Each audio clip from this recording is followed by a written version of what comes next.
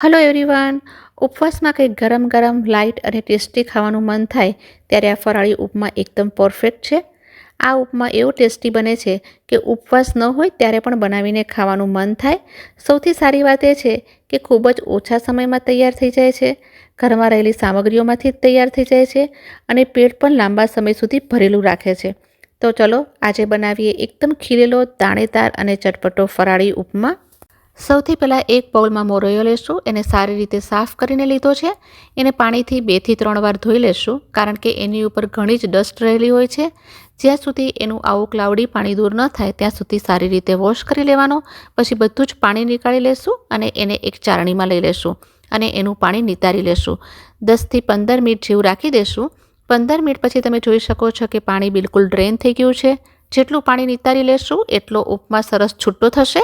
હવે એક કઢાઈ લેશું. ગેસની ફ્લેમને મીડિયમ ટુ સ્લો રાખશું. એકવાર મોરૈયો કઢાઈમાં નાખી દીધા પછી તરત જ ગેસની ફ્લેમને સ્લો કરી લેશું અને સ્લો ફ્લેમ પર મોરૈયાને કન્ટિન્યુઅસ ચલાવતા રહીને શેકશું. 3 થી 4 મિનિટ જેટલો ટાઈમ લાગશે. એકદમ ડ્રાય થઈ જશે અને એક લાઇટ અરોમા આવવા માંડશે. આપણે એને બ્રાઉન નથી કરવાનો અને આ સ્ટેપ કરવું બહુ જ ઇમ્પોર્ટન્ટ છે. અધરવાઇઝ તમને એમ લાગશે કે તમે મોરૈયાની ખીચડી ખાઈ રહ્યા છો. એનો ટેસ્ટ અને એનું ટેક્સચર બંને અલગ આવશે. તો જુઓ કેટલો છૂટો અને ડ્રાય થઈ ગયો છે. તો એને એક પ્લેટમાં ટ્રાન્સફર કરી લેશું. હવે એ જ કઢાઈની અંદર 1 થી 1.5 ટેબલ સ્પૂન તેલ એડ કરીશ. તેલ ગરમ થઈ જાય એટલે જીરું એડ કરશું. ગેસની ફ્લેમને મીડિયમ જ રાખવાની છે. જીરું થોડું ખીલવા માંડે એટલે એમાં થોડા ખડા મસાલા એડ કરશું. 3 થી 4 લવિંગ લેશું, અડધો ઇંચ તજનો ટુકડો અને 8 થી 10 કાળા મરી લેશું. 2 લીલા મરચાં ઝીણા સમારીને એડ કરશું.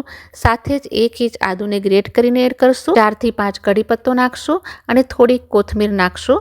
કોથમીરને વઘારમાં એડ કરવાથી આખા ઉપમાનો ટેસ્ટ એન્હાન્સ થશે.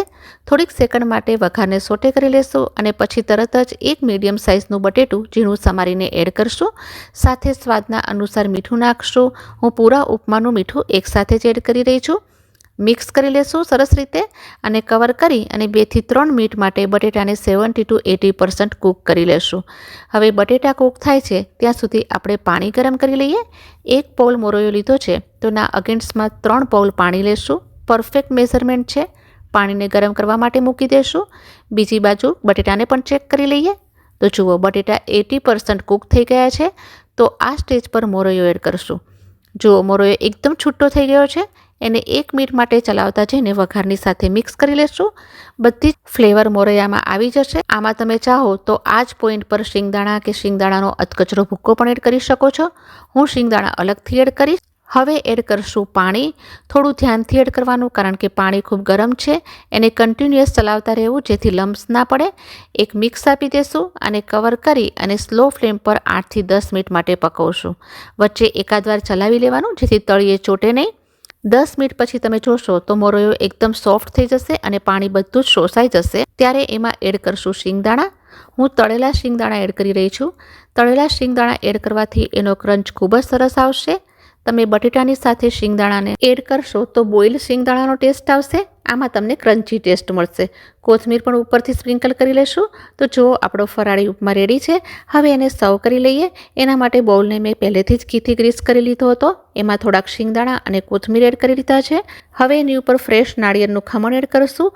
બહુ સરસ ટેસ્ટ આવે છે. હવે રેડી કરેલો ઉપમા બાઉલમાં ફિલ કરી લેશું અને આ રીતે પ્લેટ પર ઊંધો કરી લેવાનો છે. એકદમ સરસ ઉપમા બહાર આવશે. તો 10 થી 15 મિનિટમાં બનીને તૈયાર થઈ જાય છે. પેટ પણ ભરાઈ જાય છે અને સાથે હેલ્ધી પણ ખરો. અને સર્વ કરતી વખતે ઉપરથી લીંબુ પણ મૂકશું. ફરાળમાં કંઈક હેલ્ધી ટેસ્ટી ખાવાનું મન થાય ત્યારે આ રેસીપી જરૂરથી ટ્રાય કરજો. તમે દહીં સાથે કે લીલી ચટણી સાથે સર્વ કરશો તો એનો ટેસ્ટ ડબલ થઈ જશે. એકલું ખાવામાં પણ એકદમ ટેસ્ટી લાગે છે. તો આશા રાખું છું કે આજની આ રેસીપી તમને પસંદ આવી હશે. પસંદ આવી હોય તો please like, share and subscribe to my channel.